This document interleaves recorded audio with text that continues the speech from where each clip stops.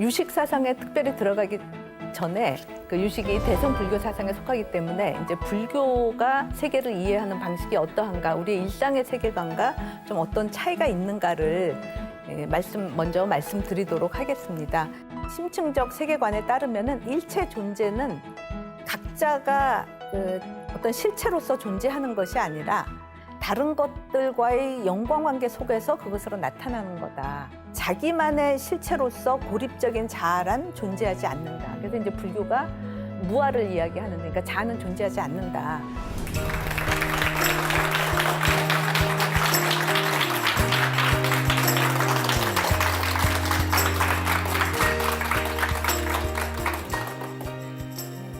이화여자대학교 철학과에 있는 한자경입니다.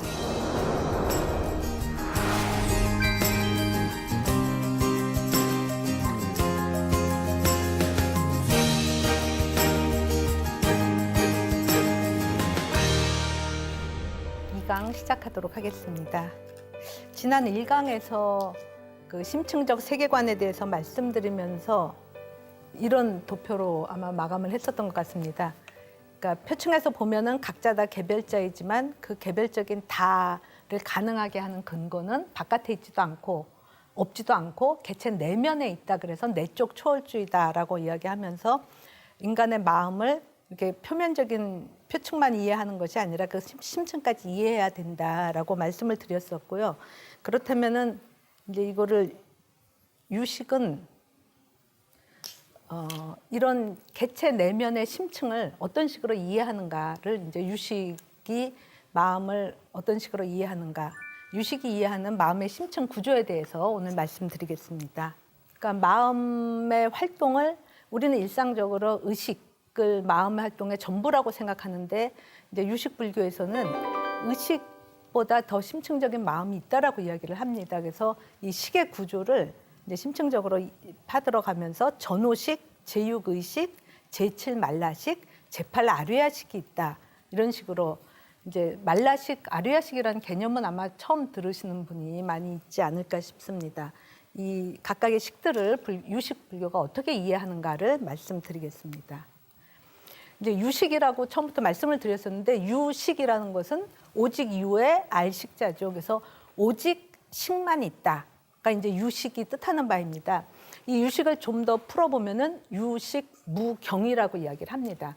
그러니까 오직 식만 있고 무경, 경은 없다라는 뜻인데, 이제 경이라는 거는 대상을 경이라고 이야기합니다. 우리가 뭐 경계다, 대상이다, 이거를 이제 경이라고 이야기를 하는데, 유식 무경이라는 것은 이런 대상 세계, 이게 그냥 뭐 없다라는 단순한 그냥 없다가 아니라 이건 분명히 현실적으로 있지 않습니까? 경험적으로는. 그러니까 이것이 없다라는 의미는 식을 떠나서 있지 않다라는 거죠.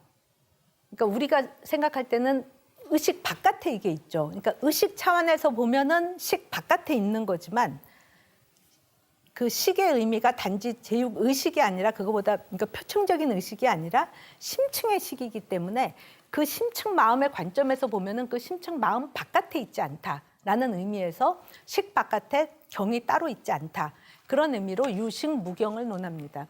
그래서 이 경까지를 포함하는 식을 논하기 때문에 그 식은 단지 표층적인 의식이 아니라 심층의 식, 그걸 이제 제8 아류야식이라고 이야기를 하는 거죠. 그래서 유식에서 이제 핵심적인 것이 우주 전체를 포괄하는 식을 논한다라는 거죠. 그래서 아까 목차에서 말씀드렸던 것처럼 전오식, 그건 이제 우리가 흔히 말하는 감각에 해당하고요. 제6의식은 이제 대상의식에 해당하고, 제7 말라식은 자아식, 제8 아류야식은 이제 전체 세계를 형성해내는 심층식이라고 말씀드릴 수 있는데, 이번 강에서는 이 네 가지 식을 말씀드리는 것으로 다 하려고 합니다. 이제 1강에서 말씀드렸던 이 도식에 맞춰서 보면은 이 표층 현상 세계에 나, 너, 그 각각으로 나타나는 요거를 나라고 생각하는 거가 제7 말라식에 해당하고요. 의식이라는 것은 요 내가 나 아닌 것을 대상으로 의식하는 거, 대상으로 아는 거. 그게 제6의식에 해당합니다. 그리고 이 차원에서 전체를, 그러니까 이 각각의 것들을 우리가 감각한다라고 얘기하죠. 그 감각에 해당하는 게 전오식. 이런 표층을 형성하는 심층의 마음을 제8 아류야식이라고 이야기를 합니다. 지금까지는 그냥 이렇게 전체적인 그림만 이렇게 그려본 것이고 이제 좀 더 구체적으로 전호식부터 말씀드리겠습니다. 예, 전호식은 이제 불교에서는 뭐 초기 불교부터 지금 말씀드리는 거는 대승의 유식이지만 대승불교지만 이제 초기 불교부터 석가가 설할 때 항상 식은 근과 경이 화합하여 일어난다 이렇게 이야기합니다. 근이라는 거는 인식 주관에 해당하는 거죠. 뿌리 근자를 써서 인식 활동이 일어날 때 그 인식을 가능하게 하는 근거가 된다라는 의미에서 근이라고 이야기하고 경은 그 근에 대해서 대상으로 나타나는 것이 객관, 대상 경이 되고요. 근과 경이 화합해서 인식이 일어난다라고 이야기를 하죠. 근데 우리가 일상적인 그 차원에서도 내가 세계를 알아보는 그런 기본적인 식은 그러니까 식은 감각이다라고 얘기하죠. 그러니까 눈 뜨면 사람이 보이고, 그죠? 귀 기울이면 소리가 들리고 이런 걸 우리가 다 감각이라고 이야기를 하죠. 이 감각에 해당하는 것이 전오식 5가지 식, 우리가 오감이라고 이야기하듯이 5가지 식이 됩니다. 이제 근경식을 좀 더 말씀드리면 인식 능력인 근과 그 근에 상응하는 대상인 경, 그리고 근과 경이 함께해서 일어나는 것이 식이다 이렇게 이야기할 수 있고요. 근데 여기서 말하는 근이라는 것은 우리가 이렇게 눈으로 보는 시각에서 인식 능력을 일으키는 거는 눈이다 이렇게 생각하니까 눈이 근이다 이렇게 할 수 있을 텐데 이제 불교에서는 근의 개념을 더 세분을 합니다. 뭐냐면은 시각을 일으키는 근이 눈 안자 써서 안근인데 그러니까 뭐 안근이든 귀든 이런 이 인식 능력으로서의 근이 의미하는 것은 이렇게 눈에 보이는 눈을 말하는 그러니까 물리적인 기관으로서의 눈을 말하는 게 아니라 그 물리적인 기관이 뭐를 보는 활동을 하죠. 그럼 보는 능력을 말하는 것입니다. 그래서 그때의 근은 승의 근, 수승하다, 뛰어난 의미의 근에 해당하고요. 가시적인 물리적 기관으로서의 근은 부진근이다라고 이야기를 합니다. 근데 이 말씀은 예를 들어서 장님은 우리가 보지 못한다고 얘기하죠. 근데 장님이 어떤 의미로는 장님이 눈이 없다. 근데 눈은 있죠, 그죠? 단지 보지 못할 뿐이죠. 이제 그 말은 장님은 눈이 있다라고 말할 때는 부진근으로서의 눈은 있지만, 그죠? 눈이 이제 근이라고 말했을 때 부진근으로서의 눈은 있지만 볼지는 못하죠. 그러면 볼 수 있는 능력은 없는 거죠. 그럼 승의근으로서의 눈은 없는 거죠. 그러니까 안근이 이제 이런 식으로 보는 능력으로서의 근하고 그 기관으로서의 눈하고 이제 구분해서 여기서 말하는 근이라는 것은 이제 보는 능력으로서의 그 근을 의미한다라는 말씀을 드릴 수 있고요. 예. 근데 감각이 어떻게 해서 일어나는가라고 했을 때 대개 우리가 이제 중고등학생 때 배우는 거는 내가 눈을 뜨고 여기 눈동자죠. 뭐 제가 그림 잘 못 그립니다. 여기 이렇게 나무가 있다 그러면은 이 나무를 보면은 나무가 이렇게 망막에 그러니까 안식이 어떻게 일어나는가 하면은 요 보는 능력이 지금 부진근을 그렸지만 이제 보는 능력으로서의 승의근을 생각을 하시면서 여기에 망막에 나무의 상이 뭐 나무가 이렇게 생겼다 그러면 여기 상이 이렇게 맺히고 그죠? 이게 뒤에 되뇌 피질에 시신경 있는 데 가서는 이제 다시 제대로 된 상이 생겨서 그죠? 이거를 통해서 이거를 본다 이렇게 생각을 하죠. 그러니까 이런 식의 감각인 거죠. 소리는 여기서 무슨 새가 울면은 그 소리가 귀로 와서 귀를 통해서 청신경이 있는 데로 가서 여기서 이제 소리가 들리고. 그러니까 감각은 객관적인 사물이 주관한테 어떤 충격을 가해주면은 그 결과를 내 머릿속에서 이제 감각하는 것처럼 설명을 하죠. 그렇게 해서 내가 밖에 소리도 듣고 바깥의 색깔도 본다. 이렇게 감각을 설명을 하는데 과연 우리가 감각하면서 진짜 색을 볼 때, 뭐 나무를 볼 때 내 머릿속에 나무를 보는가? 아니죠. 이렇게 하면 소리 들리잖아요. 그죠? 그 소리를 귀로 해갖고서 여기서 머리에서 듣는다? 근데 제가 이렇게 소리를 낼 때 여러분이 머릿속에서 소리를 듣는가? 아니죠. 여기 소리 들리잖아요. 그죠? 머릿속에서 소리를 들으면은 그거 우리가 이명이라고 그러죠. 머리에서 우 같은 소리 나는. 그죠? 근데 아무도 이명 있으신 분도 있으시겠지만 일상적으로는 소리는 밖에 있고 색깔을 보는데 나무가 내 머릿속에서 내가 보는 나무 보지 않잖아요. 저기 그림이 있는데 저 그림을 내 머릿속에서 떠올리는 게 아니라 저 바깥에 있는 걸로 내가 보죠. 그죠? 감각에서 이미 대상으로 나가 있다라는 거죠.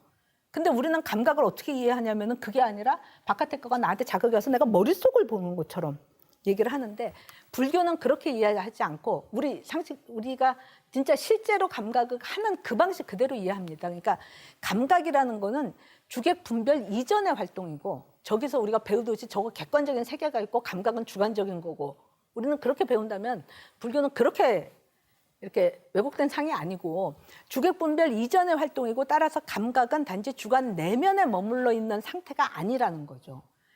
우리는 감각 인상은 내 머릿속의 색이나 내 머릿속의 소리로 듣지 않고 이미 내 밖에 있는 색으로 보고 내 바깥에 있는 소리로 듣는 거죠.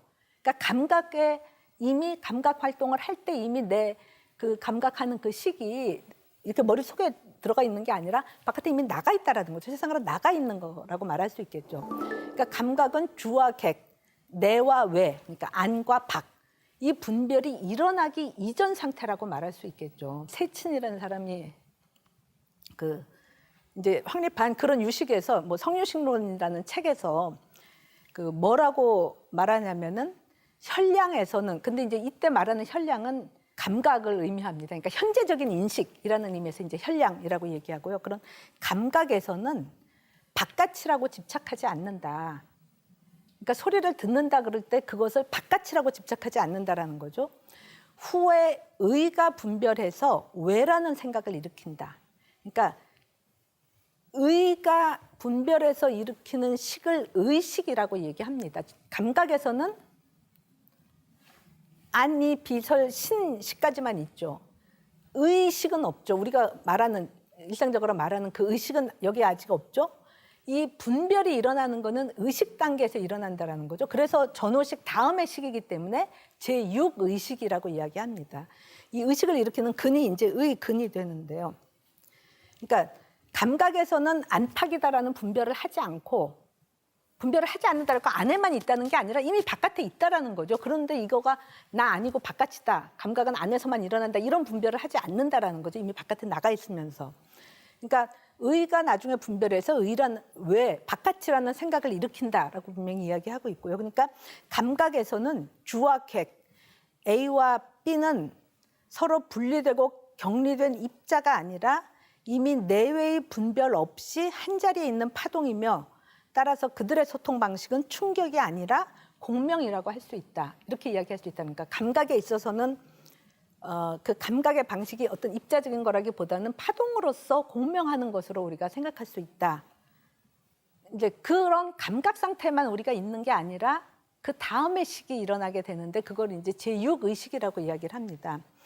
그러니까 의식이라는 거는 세계와 공명하는 감각 활동 너머에 주어진 감각 자료를 알아차리고 비교하며 생각하고 판단해서 분별하는 사량 분별이 일어나는데 이런 분별을 일으키는 근이 제6근인 의근이다. 이렇게 말씀드렸는데요. 그러니까 안이비설신, 그러니까 전호식에서는 안이비설신의 감각, 그 각각에 상응하는 오경의 색성, 향미, 촉, 그 대상을 인식하는 게 감각이고 우리는 근데 무엇을 인식한다라고 할 때 단지 감각에만 머무르는 게 아니라 또 다른 식이 사유한다거나 판단한다거나 이런 식이 일어나는 거죠. 그 사유 판단뿐만 아니라 지각함에 있어서도 이제 제6의식의 활동을 말할 수 있는데 그런 육식을 일으키는 근은 뭐냐? 그러니까 안식을 일으키는 거는 눈, 아니었고, 그죠? 그러면 육식을 일으키는 근은 뭐냐 그랬을 때 그 제6번째 근을 의근이라고 이야기를 한다라는 거죠. 이때 의는 뜻의 자를 씁니다. 그래서 의근이 활동을 해서 의근에 상응하는 대상을 법경이라고 얘기를 합니다. 그래서 안이 비설 신의 그다음에 경에 있어서는 색성 향미 촉 법 이렇게 이야기를 하는 거죠. 근데 의근은 법경뿐만 아니라 그러니까 어떤 사유 대상뿐만 아니라 오경까지도 다 같이 인식을 하는 거죠. 그래서 의식이 그래서 일어나는 식이 의식인데 의식은 감각 대상 포함해서 그 감각 대상들을 다 정리해서 아는 그러니까 이 전체 육경을 다 아는 식이 바로 제6의식이다. 이렇게 이야기할 수 있겠죠. 이게 의식의 작용은 이제 대상화다, 객관화다 이렇게 말씀드릴 수 있는데요. 그러니까 색이나 소리에 공명하는 것이 전오식의 감각이고 그 감각 내용을 나 아닌 내 밖의 어떤 것 X에 속하는 색이나 소리로 인지하는 거는 제육의식의 활동이고 그걸 우리가 지각이라고 이야기를 할 수 있겠죠. 그러니까 색을 볼 때는 내 바깥에 있는 거로 생각하지 않고 그냥 까만색을 내가 감각을 하는데 제육의식에서는 이 까만색이 나한테 있는 게 아니라 내 바깥에 있다라는 식으로 파악하는 거. 그러니까 이 리모컨은 내가 아닌 걸로 생각을 하고서는 내가 감각한 이 까만색은 나 아닌 리모컨에 속하는 거다. 이런 식으로 파악하는 것이 제육의식이다라는 거죠. 제육의식은 감각에 주어지는 자상을 비교, 대비, 분류하면서 일반적인 개념인 공상으로 바꿔 인식한다. 이 말은 감각에서는 여러분들이 다 똑같은 게 까만색을 딱 보는 거죠. 그죠? 근데 이 까만색이나 여기에 까만색 보시면은 이것도 까만색이잖아요. 그죠? 근데 이것과 이것을 요거 자체가 바로 자상이라고 이야기를 하는 거고 이런 각각의 것들, 자상을 넘어서서 우리가 까만색이라는 개념을 이해를 하죠. 그 개념에 해당하는 게 공상입니다. 그러니까 공통적인 상이라는 거죠. 감각이나 사유를 통해서 주어지는 일체의 의식 내용을 자신이 아닌 객관 세계에 속하는 것으로 대상화해서 인식한다. 제육의식이 이렇게 말할 수 있죠. 그러니까 의식은 세계를 의식 바깥의 객관 세계로 의식한다. 그러니까 이제 의식에 있어서는 기본적으로 의식하는 나와 의식되는 것이라는 이 분별이 있기 때문에 내가 뭐를 의식한다 그러면은 그 의식되는 것은 나 아닌 것으로 내가 의식을 하는 거죠. 그러니까 의식 내용에 들어오는 모든 것을 나 아닌 것으로 대상화해서 객관화해서 인식하는 그 식이 바로 제육의식이다. 그래서 대상화하는 식이다. 그래서 이제 제육의식은 대상화하는 식이다. 이렇게 이야기할 수 있겠죠. 그 마음의 활동을 제육의식하고만 동일시하게 되면은 이제 우리는 항상 의식하는 자는 나고 의식되는 것이 내가 아는 모든 내용은 다 의식되는 것이 되기 때문에 주객 분별의 이원성에 머무른다라고 말할 수가 있죠. 그러니까 이 말씀은 이런 그거를 말씀드리려고 하는 거예요. 그러니까 감각적인 차원에서는 이제 일강에서도 말씀드렸던 것처럼 어떤 사람이 애가 막 즐거워한다. 기쁨이죠. 그럼 우리가 기뻐하는 거를 보면은 나도 기뻐지게 되는 측면이 있잖아요. 그죠? 그러니까 분별하기 전에 이렇게 기쁨 상태 안에서 내가 기쁘게 되는 것. 이게 이제 감각적인 차원의 그 식이라면은, 그 식의 작동 방식이라면은, 그럼 슬픔을 보면 내가 슬퍼지고, 공포 영화를 보면 내가 공포스러워지죠. 그죠? 그러니까 공포를 보면 내가 그대로 공포를 느끼게 되고. 근데 우리가 장미꽃을 보면 그 방식대로라면 장미꽃을 보면 내가 장미꽃이 돼야 되죠. 그죠? 그 빨간색을 보면 내가 빨갛게 돼야 되고. 근데 그렇지 않는 이유는 이제 의식의 분별이 있기 때문에 그렇다라는 거죠. 그러니까 빨간색 감각을 하게 되면 그것으로 그냥 빨간색에 머무르는 게 아니라 이것이 대상에 속하는 것이다라고 내가 의식을 하게 되니까 이제 주객 분별을 일으킨다라는 거죠. 그러니까 의식하는 자와 의식되는 것을 분별하는 것. 이거 재밌어 그랬고 I'm interesting 그러면 그건 뭐예요? 안 되는 거죠. I'm interested 해야 되죠.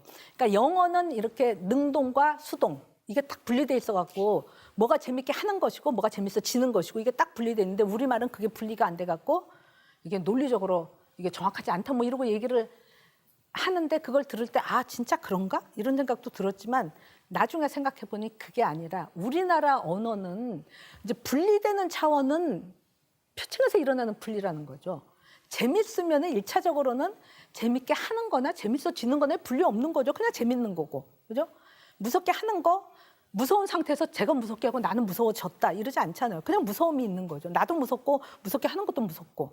그러니까 우리의 언어는 이제 그런 차원의 어떤 심층적인 차원을 그대로 표현하는 언어인 거고 의식만을 마음 활동의 전부라고 강조를 하면 어떻게 되냐면 모든 데 있어서 의식하는 것과 의식되는 것. 재밌게 만드는 것과 재밌어지는 것 이거를 계속 분별을 해야 된다라는 그 사고가 마음의 활동을 다 의식과만 동일시하면 그렇게 된다라는 거죠. 그러니까 일체를 대상화하는 방식이고 대상화된 삼인칭적인 암, 객관적 알만은 참된 알무로 간주하고 대상화 이전의 일인칭적인 암, 자증적인 암을 부정하는, 그러니까 대상 인식만이 참된 인식이다라고 생각하면은 의식된 것에 대해서는 확실하게 말할 수 있지만 의식하는 것 자체에 대한 암은 생겨날 수가 없고, 나 자신이 의식하는 자라고 해도 나에 대한 암도 내가 나를 객관화해서 얘기해야지만 그게 암이지, 의식 대상으로서 나타나야지, 대상화해야지만 암이 성립한다고 생각하는 거죠. 그러니까 제육 의식만이 마음 활동의 전부라고 생각하면은 일인칭적인 자증적인 암에 대한 그 인식을 하기가 어렵게 되는 거예요. 이걸 인정하기가 어렵게 되는 거죠.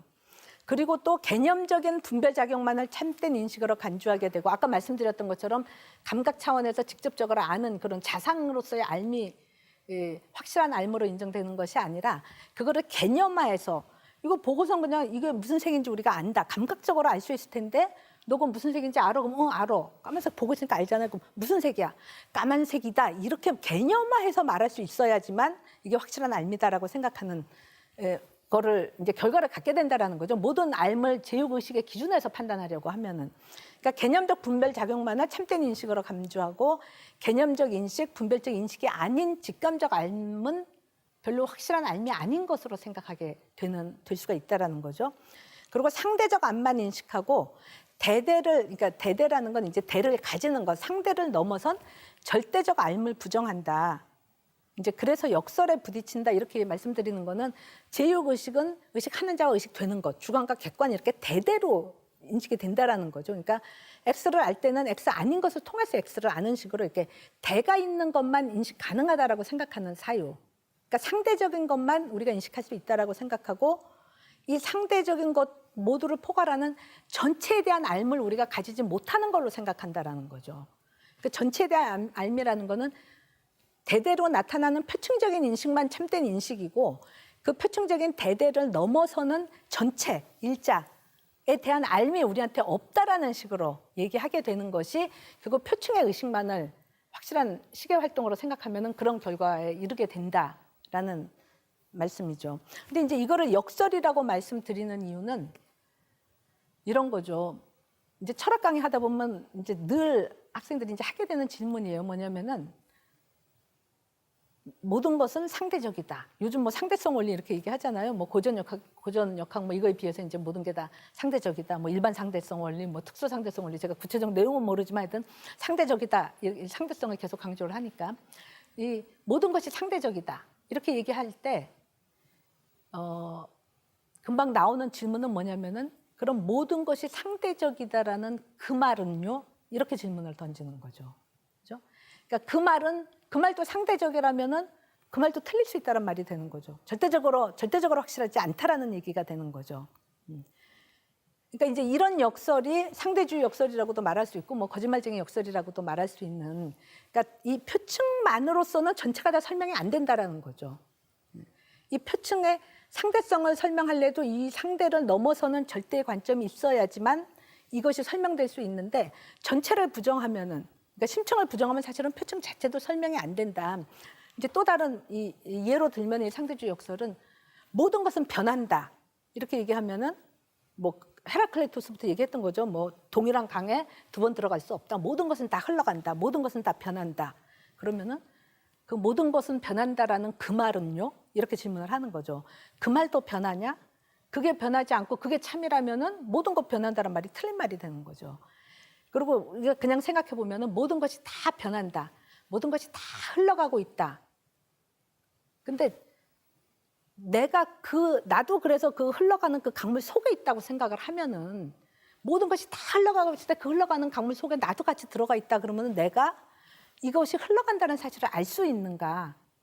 알 수 있겠어요? 모르겠죠. 같이 흘러가고 있으면은. 그죠? 기차가 가고 있다.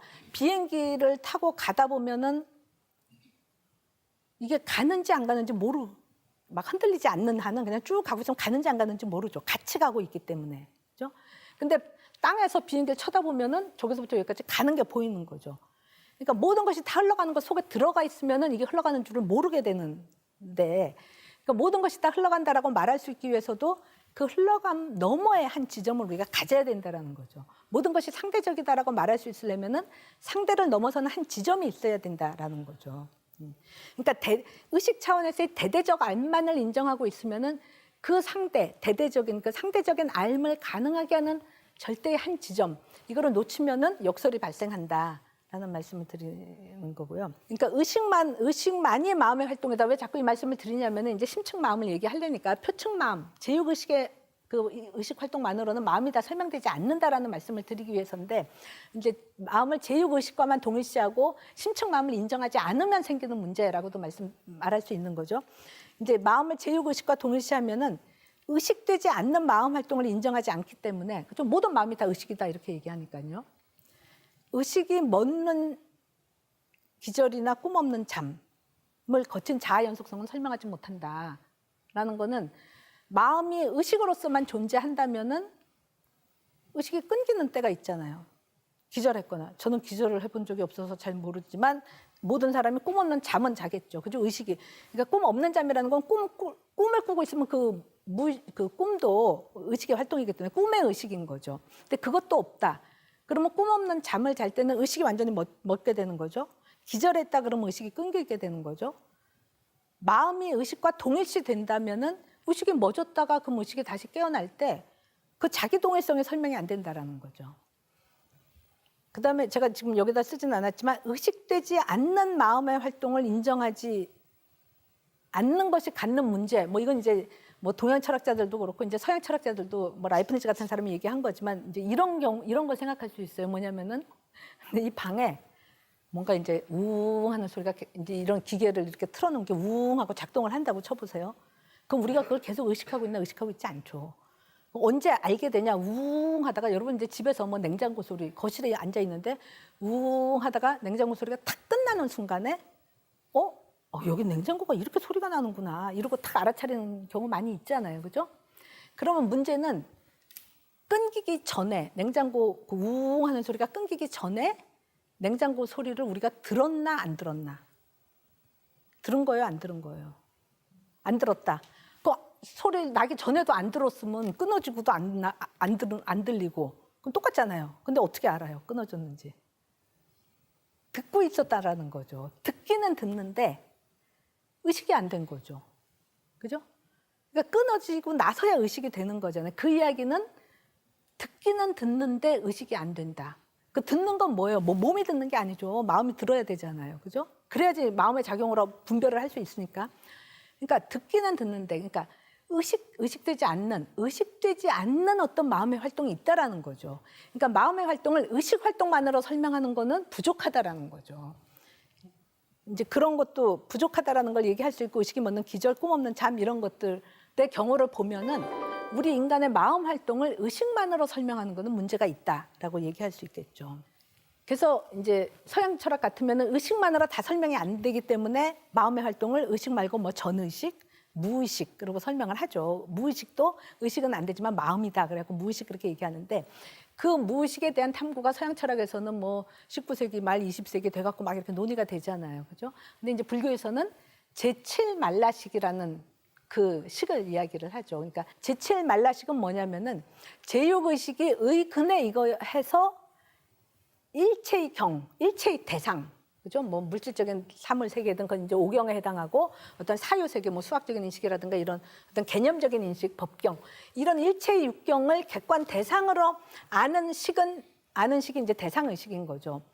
그러니까 제육 의식이 의식에 주어지는 일체 내용을 의식 자체가 아니라 의식의 대상에 속하는 것으로 객관화할 수 있는 것은 대상 의식에 앞서 자아식이 작동하기 때문이다. 예, 이 말씀은 아까 앞에서 제가 이제 그 감각하고 의식을 구분하면서도 말씀드렸지만, 이 장미를 내가 볼 때 이런 빨간색, 뭐 향기 이런 것들을 내가 아니라 대상에 속하는 걸로 내가 이제 인식을 하잖아요. 제육 의식에서는. 그죠? 그러니까 그 얘기는 내 의식에 주어지는 모든 것들이 나에 속하는 것이 아니고 대상에 속하는 성질이다라고 생각하는 거는 그 내용이 나한테 올 수 있는 게 아니다. 그러니까 나는 이 대상이 아니다라는 식이 있는 거죠. 그런 인식이 나한테 자리 잡고 있기 때문에 그 모든 의식의 내용을 나 아닌 대상에 속하는 성질로 인식을 할 수 있는 거죠. 그러니까 제육의식이 작동할 때는 그것을 내 삶의 내용을 대상화할 수 있는 그 근저에 활동하는 식이 바로 제7말라식이라는 거죠. 그러니까 나는 이 대상이 아니다. 그러니까 나는 이 대상이 아닌 것으로서의 나로서 존재한다. 이런 식이 제7말라식이다라는 거죠. 그러니까 나에 대한 식이 대상의식에 앞서서 존재한다라는 거죠. 그러니까 대상의식인 제육의식의 근저에는 그렇게 의식하는 자기 자신에 대한 식이 전제되어 있고 이 자아식이 바로 제7말라식이다. 이렇게 이야기할 수 있겠죠. 그러니까 제6식 다음의 식이기 때문에 제7식이라고 얘기하고 말라식이라는 거는 저거는 그러니까 근의 의가 마나스, 우리 의지할 때 그 의가 마나스인데 이제 그거를 그대로 음역해갖고 말라식이라고 얘기를 하는 겁니다. 제7말라식이 자기 범위를 설정해 놓았기 때문에, 그러니까 여기까지가 나다 이렇게 설정됐기 때문에 내가 가지는 모든 의식 내용을 그 바깥의 것이다라고 해서 일체의 알미 모두 자기 아닌 대상에 대한 암, 대상적 알무로 여겨지게 만든다라는 거죠. 그러니까 제육의식이 의거하는 의근이 이미 자기 자신을 자아로 알고 있기 때문에 이제 즉 다시 말하면 자아를 의식에 주어지는 의식 내용과 구분되는 것으로 이미 알고 있기 때문에 그 자기로 알고 있는 알미 제7말라식이고 이 말라식에 근거해서 바깥에서부터 주어지는 모든 인식 내용들이 대상에 속하는 알무로 인식하는 것이 제육의식의 작용이다라는 거죠. 그러니까 의근이 대상을 인식하는 거가 제육의식이고 대상의식인데 이 제육의식을 일으키는 의근 자신의 자기식, 의근의 자기식, 그게 바로 자아식이라는 거죠.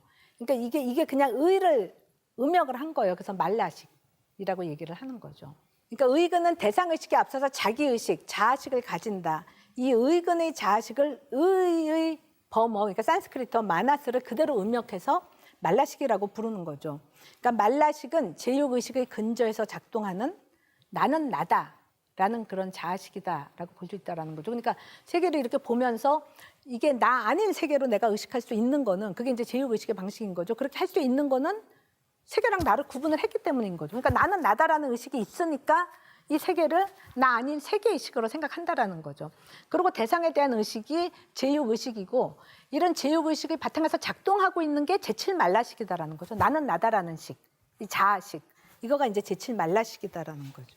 그러니까 일체 존재를 나와 나 아닌 것, 아와 나 아닌 것, 비아라고 얘기하죠. 아니면은 아와 나자고 아소는 나에 속하는 것, 바소자를 써서 나 아소로 분별하고자 먼저 자아를 세우는 식이 말라식이다. 그렇게 얘기할 수 있겠죠. 그래서 말라식에 의해서 세워진 나는 이 세계 속에서 나 아닌 것들과 부딪히면서 그 부딪힘 속에서 내가 나를 잃어버리지 않고 나를 유지하면서 나로 살아갈 수 있게끔 하는 생존 본능의 식이다.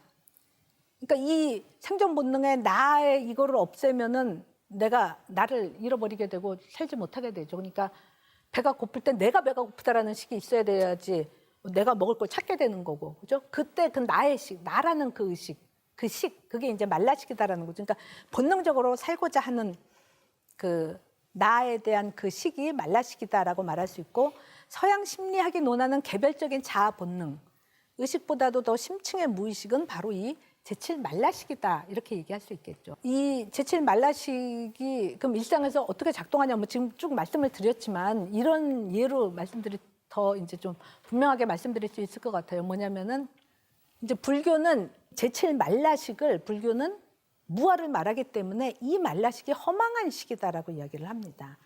그러니까 허망한 식, 망식이라는 거죠.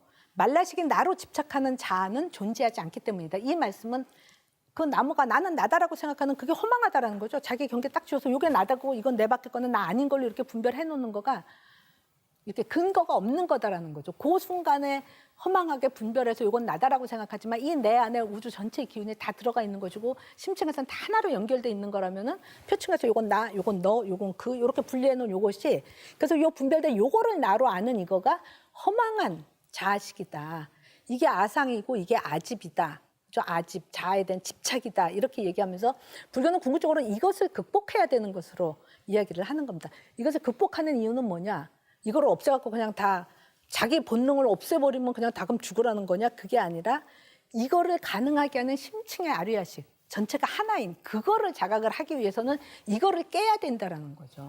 그래서 이제 제칠 말라식은 허망한 식, 말라식으로 간주를 하고 말라식이 나로 집착하는 자아는 존재하지 않는다. 그래서 말라식은 무아를 모르는 여기 이제 제가 아까 말씀드렸던 이제 아상, 아집 이건데 아치, 아에, 아만, 아집 이거 다 이제 아자 들어가는 거 별로 안 좋게 쓴 거죠. 아치라는 거는 이게 어리석을 치자를 써서 무아라는 사실을 모르는 무명, 무지, 뭘 모른다라는 거죠. 세계가 전체가 하나다라는 사실을 모르고 나는 나고 너는 너고 이렇게 분별하는 그것이 아치고 아에는 그래서 나만 사랑하는 나만 최고로 귀하다라고 생각하는 게 아만이고 나만 좋아하는 게 아이고 그 나를 막 집착하는 게 아집인 그런 식이 바로 제칠 말라식이다라는 거죠.